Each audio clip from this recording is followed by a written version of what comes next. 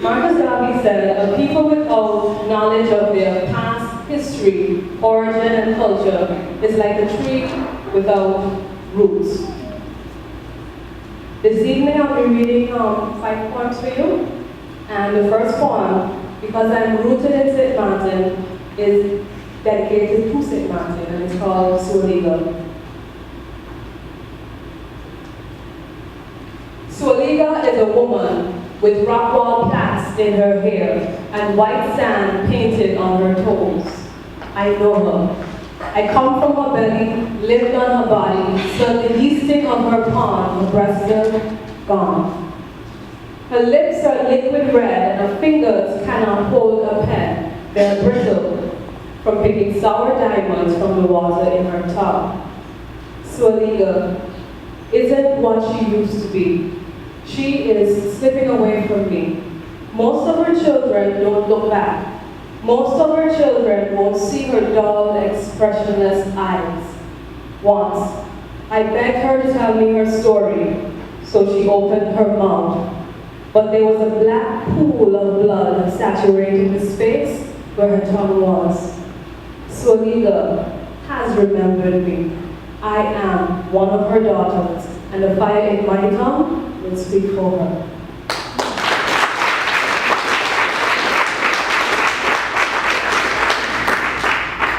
I find it very interesting, based on a quote of what has been happening recently on St. Martin concerning a particular tamarind tree. This next poem is dedicated to a silk cotton tree, and I don't know how long it's going to be there because it's the same situation as the tamarind tree, it's right by the road. So hopefully this tree will be immortal in my poem and not be uprooted. Another headstone.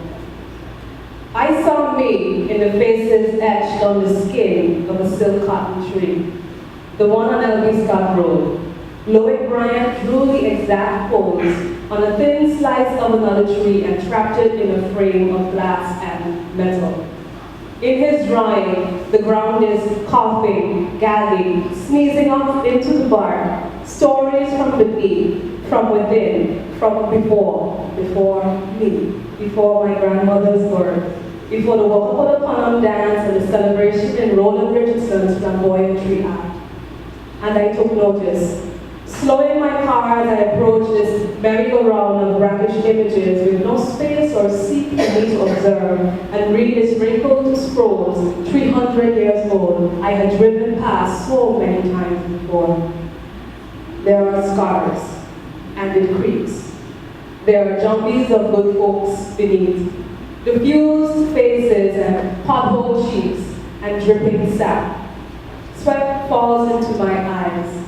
At the exhibition, I stood still, and a reflection of me was on the glass. At the exhibition, I stood still. A reflection of me was on the glass, and I paid my respect to the unknown faces he had drawn in the silk cotton street back. Yeah.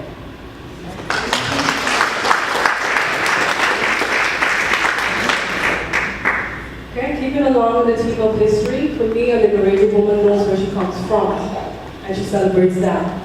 This next poem was based on the diamond escape in Cold Bay. It's entitled The Rain Spoke to Me. The rain spoke to me. It began in a drizzle, whispering past stories. From the hills, this story came, running beneath shadow of trees, plopping, splashing, beating on the muddy patches of soil and green, pounding, knocking, beating, beating, beating, pulsing. The rain spoke to me. In the darkness outside, their 26 voices were muffled beneath the thumping of free hearts and the burn of overworked lungs. Each escaping enslavement run north, from Diamond Estate in Colby, chased by dogs, bullets, possibly rain. Pounding, kicking, knocking, beating, beating, drumming, speaking. The tap-taps of barefoot men erupted still in the night. The scampering shush and shh of whispers sprinkled the windows.